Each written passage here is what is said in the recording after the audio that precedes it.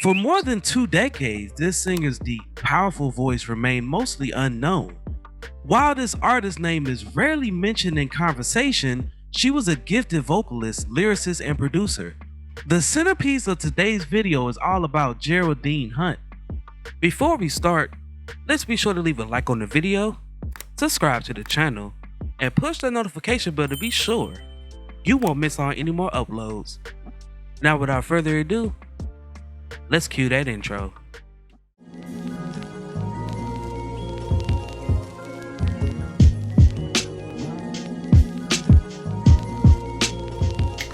Born Geraldine Milligan in St. Louis, Missouri on February 10, 1945. Hunt's parents' names are Rosie Lee Vickers and Frank Milligan. Her father was a one-man band and her grandmother, Luella Reed, performed on the Chitlin circuit. In 1947, her family moved to Chicago. Hunt found her musical potential while growing up on the south side of Chicago. Geraldine remembers how difficult it was to live in that neighborhood of Chicago. On the weekends, we had to sleep on the floor. Gangs were shooting through the house. I had been beaten up at gunpoint once. It was rough. We were living below the middle class. Despite the dismal living conditions of her upbringing, there were some bright moments. Her stay at Hyde Park High School was one of her most memorable experiences. Her classmate and greatest friend at school was the late American soul singer-songwriter Minnie Riperton. Aside from Hunt and Riperton, the school also produced a girl combo called Coffee, who sang Ruby Andrews' Casanova. Geraldine made her first recording in 1965 with the song I Let Myself Go.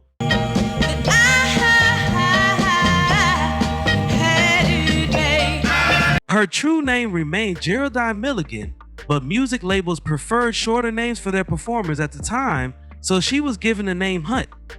Marshall and the Shy Lights were close friends of hers, particularly Marshall. He was the driving force behind that group, and they were often at Geraldine's house singing her their latest hits. For example, they played her their top 10 1974 song, Toby, before it was recorded. Her inspirations at the time were Gladys Knight and the Pips, Dionne Warwick, and all of the MOTOWN performers. But as a great artist, she has had the opportunity to collaborate with some of her idols throughout the years. Geraldine collaborated with renowned performers such as Diana Ross, The Supremes, The Temptations, Dionne Warwick, The O'Jays, Nina Simone, and Nancy Wilson, to name a few. Geraldine and her family relocated from Chicago to Montreal, Canada in 1975. Geraldine's life began to take shape following her move. Hunt moved to Montreal, Quebec in 1975 and released her debut album, The Disco Oriented, Full Sweet Honesty in 1978. His second album, No Way, generated the tune Can't Fake the Feeling, which achieved #1 on the Billboard Club chart for a total of 7 weeks, with top 40 radio being disco resistant at the time. Can't Fake the Feeling had limited mainstream success, reaching number 58 R&B. However, the song was a smash in France, peaking at number 10 and reached number 44 in the United Kingdom. Don't give me your love if you really don't mean that.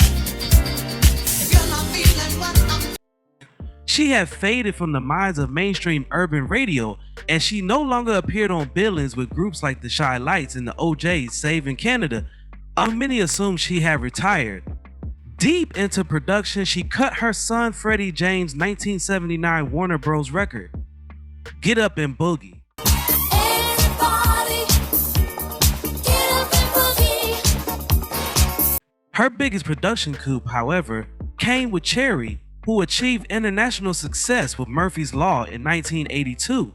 Murphy's Law, sure have to get you. Geraldine's daughter, Rosalind Hunt, was part of the female duet Cherry. The song was a dance club favorite, selling millions of copies throughout the world. Geraldine not only produced Cherry, but also composed the album's greatest tracks, Love Stew, Just Like You,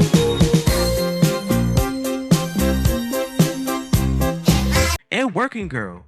You turned my love around and made it new. Hunt's singing career halted following her first huge success album, and she struggled with the Prism Records company over royalties. She took Prism to court for unpaid royalties. Although she won the lawsuit, she was never compensated. She allegedly became an alcoholic, exacerbating her natural volatile disposition and earning her the nickname Difficult. When she quit drinking, the tag remained, and despite the popularity of Murphy's Law, no substantial production offers were arriving. In 1998, she released her first song in a long time, Deep Deep in the Night, which received some airplay in France and Belgium.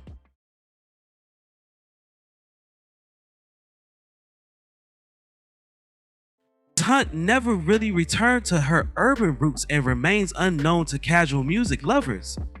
Her singles may be found on several Northern Soul compilation albums. On October 27, 2022, Geraldine Hunt passed at the age of 77.